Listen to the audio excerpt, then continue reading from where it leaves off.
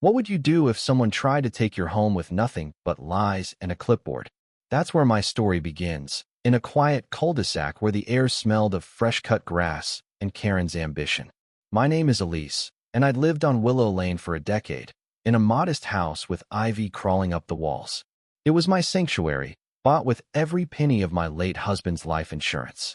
But Karen, the HOA president with a perm as tight as her grip on power, had other plans. Karen wasn't just a neighbor, she was a force. She'd stride down the street in her pressed khakis, her eyes scanning for infractions, a lawn too long, a mailbox too colorful. She'd built her little empire on rules and intimidation, and I'd always kept my head down. But one humid July evening, she knocked on my door, her smile sharp as a blade. "Elise," she said, clutching a stack of papers, "you're in violation of HOA bylaws. Unapproved renovations. You've got 30 days to vacate." I was stunned. Renovations? I'd only repainted my kitchen. The papers she shoved at me were a blizzard of jargon: fines, liens, eviction notices. My heart pounded as I read her accusations: illegal structural changes, unpaid dues. Lies, every word. But Karen's confidence was unshakable, her eyes gleaming with triumph. "You should have read the fine print," she purred before turning on her heel. I didn't sleep that night. My home, my refuge, was slipping away. But something in me stirred a spark of defiance. I wasn't just fighting for a house. I was fighting for my life's last anchor. So I dug. I pored over every HOA document, every property record, every email Karen had ever sent. That's when I found it. A forgotten clause in the neighborhood's original charter.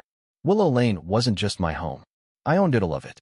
Years ago, my husband, a quiet real estate lawyer, had bought the entire street as an investment.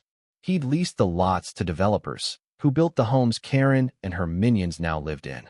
After his death, I'd inherited everything, but I'd never asserted my rights, content to live simply. Karen didn't know. Nobody did. I was the landlord of her kingdom. The twist came when I met Sam, a scruffy retiree who lived at the end of the street. He'd been watching Karen's reign of terror for years, and over coffee in his cluttered garage, he revealed her game.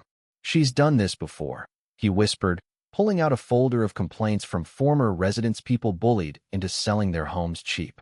Karen wasn't just enforcing rules. She was flipping properties for profit, using HOA fines as a weapon. Sam's evidence was a gold mine. Emails, bank records, even a recorded call where Karen bragged about clearing out the riffraff. Armed with this, I planned my move. At the next HOA meeting, Karen was in her element, rallying neighbors to vote for my eviction. I stood up, my voice steady but my hands trembling. "Karen," I said, holding up my deed, "you're trespassing on my property." The room fell silent. I laid out the truth. I owned Willow Lane. Every house, every blade of grass. Her face drained of color as I presented Sam's evidence, her lies unraveling before the crowd. But I didn't just want victory. I wanted justice. Karen had terrorized families, driven them out with her schemes. So I offered a choice. The neighbors could stay, rent-free, for a year, if they voted to dissolve the HOA, or they could leave. The vote was unanimous. Karen's empire crumbled in minutes. In the weeks that followed, Willow Lane transformed. Neighbors started talking again, sharing stories, planting gardens without fear of fines. Karen moved away, her tail between her legs. Her house sold to a young family who painted their mailbox bright blue. I stayed in my ivy-covered home, no longer just a resident, but a quiet guardian of the street I'd always owned. Sometimes, power isn't in what you claim, but in what you protect. I'd fought for my home and ended up saving a community. And every time I walk down Willow Lane, I smile, knowing Karen's clipboard can't touch me or anyone else ever again. Yendi.